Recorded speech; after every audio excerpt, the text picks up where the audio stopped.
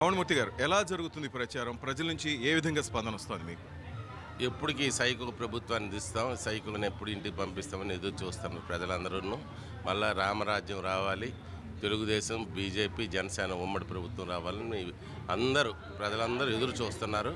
అదే మీరు చూస్తున్నారు ఈ స్పందన, దాంట్లో భాగం ఈ స్పందన. కానీ రాష్ట్రం అంతటా జగన్ గాలి వీస్తుంది అనేసి వైసీపీ నేతలు చెప్పుకుంటున్నారు. ఎవరి పార్టీ గాలి వాళ్ళు వీస్తుందని చెప్తున్నారు. ప్రజాక్షేత్రంలో మీకు తెలుస్తుంది ఎవరి గాలి వీస్తుందో.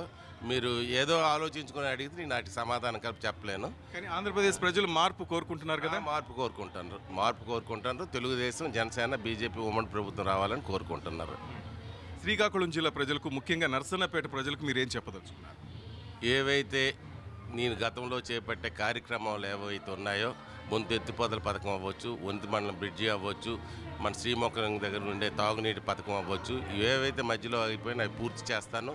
ఒక పారదర్శకంగా ఉంటాను. ఏ ప్రజలతో అధికారం వచ్చిందో ఆ ప్రజల గురించి నేను ఆ అభివృద్ధికి పాటుపడతాను. నా వ్యక్తిగతంగా కానీ, నా కుటుంబ సభ్యులకు కానీ, నా బంధుమిత్రుల గురించి కానీ ఆ పదవి తాకట్టు పెట్టను. అదే నేను ఒక్కటే చెప్తున్నాను.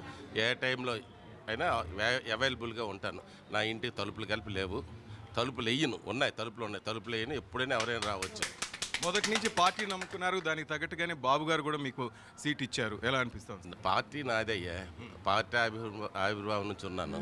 పార్టీ రకరకాల ఆలోచనతో ఇస్తుంది. ఇవాళ టికెట్ ఇచ్చింది రమణమూర్తి. ప్రజలు, కార్యకర్తలు అతని వెనక అభిమానిస్తున్నారు అని ఆలోచించి పార్టీ ఇచ్చింది. ఎప్పుడు నేను పార్టీ కృతజ్ఞతగా ఉంటాను. గతంలో కలిపి ఒకసారి అవకాశం వచ్చి రాకపోయినా నేను అలాగే ఉన్నాను రమణమూర్తి. ఆ రోజు కలిపి మీరు చెప్తుంటే కరోనా టైంలో కానీ బాబు గారు జైలుకున్న పార్టీ కోసం మీరు శ్రమిస్తున్నారు, ప్రజలతోనే ఉన్నారు. ఆ నమ్మకంతోనే బాబు గారు ఈరోజు మీకు సీట్ ఇచ్చారు. అలాగే ప్రజలు కూడా మీ వెంటున్నారు అనుకుంటున్నారు.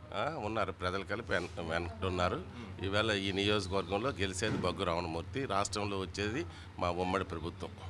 సార్, ప్రజెంట్ జరుగుతున్న రాళ్ల దాడులు అయితే ఈ బూత్ లాంగ్వేజ్ మీద మీరేమంటారు సార్? మారుస్తుందా తెలుగుదేశం ప్రభుత్వం వస్తే? ఇది మంచి ఒక ప్రభుత్వం కాదు, మనుషుల్లో పరివర్తన రావాలి, ప్రజల్లో చైతన్యం రావాలి. ఎవరైతే ఇటువంటి సంస్కృతి ఉన్నారో ఆ సంస్కృతి ఉన్న వాళ్ళకి ప్రజలు బుద్ధి చెప్పాలి. ఇది ప్రజాస్వామ్యం, నీది నాది కాదు.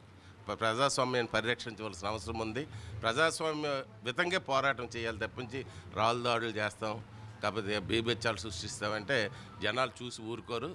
సరైన టైంలో మే 13న సరైన తీర్పు ఇస్తారు. చంద్రబాబు గారి అవసరం కానీ, బొగ్గు రమణమూర్తి గారి అవసరం కానీ ఏముంది సార్ ప్రజలకు చెప్పండి? మీరు ప్రజలకి అడిగితే చెప్తారు. ప్రజలకి బొగ్గు రమణమూర్తి అవసరం ఏదో ఉందో, చంద్రబాబు నాయుడు అవసరం ఏదో ఉందో ప్రజలే చెప్తారు. ఈవేళ దగా పడ్డ ప్రజలు ఈవేళ రాష్ట్రాన్ని అప్పులు చేసి, రాష్ట్రాన్ని కుప్పలు చేసి, ఆఖరికి స్వతంత్రం వచ్చిన నుంచి ఉన్న అప్పులు 3,60,000 కోట్లు అయితే ఈవేళ ఈ ఆర్థిక ఉగ్రవాది వచ్చి 10 లక్షల కోట్లు అప్పులు చేసినాడు. అంటే అది ప్రతి వాళ్ళది. ఇప్పుడు జగన్మోహన్ రెడ్డి ఇంట్లో తీర్చడు. వాటి బాధ్యత అటు సమాధానం చెప్పవలసిన అవసరం ఉంది. నువ్వు బటన్ నొక్కిందంతా, నువ్వు ఒప్పాడిందంతా, రాష్ట్ర బడ్జెట్ అంతా నువ్వు ఒక శ్వేతపత్రం విడుదల చేయవలసిన అవసరం ఉంది. కారణం ఏంటంటే ఫెయిల్యూర్, అది పరిపాలించిన చేతకాడు. కేవలం జగన్మోహన్ రెడ్డికి కానీ అండకో వారి వర్గానికి కానీ దాచుకోవడం, రేపొద్దున ఎలక్షన్లో బ్యాగులు పట్టుకుని రావడం తప్పించి వాళ్ళకి పరిపాలన అంటే చేత కాదు. మన బ్రదర్స్ని ఎదుర్కొనే దమ్ము ఒక బొగ్గు రమణమూర్తికే ఉందంటారు? కానీ కాదు, మా పార్టీ క్యాడర్, నాకు పెద్ద క్యాడర్ ఉంది. నా క్యాడర్ ఎదుర్కొంటుంది. రమణమూర్తి వాటిలో ఒక సైనికుడు, ముందుకు నడుస్తాడు. పార్టీ నాకు బొట్టు పెట్టింది కాబట్టి, టికెట్ ఇచ్చింది కాబట్టి నేను నడుస్తాను. మాకు ఇక్కడ క్రియాశీలకమైన వాళ్ళు చాలామంది ఉన్నారు. మీ అభిమానులకు మెయిన్గా నర్సన్నపేట ప్రజలకు ఏం చెప్పదలుచుకున్నారు? ఇదే చెప్పాను కదా, నర్సన్నపేట ప్రజానికానికి నా తాలూకు విజ్ఞప్తి ఒకటే. మీరు ఇచ్చిన అధికారాన్ని ఒమ్ము చేయకుండా మీ గురించే నేను పనిచేస్తాను, మీలో ఒకడు ఉంటాను, సేవకుడిగా ఉంటానని నేను తెలియజేస్తున్నాను. Thank you very much. Good luck sir. Right.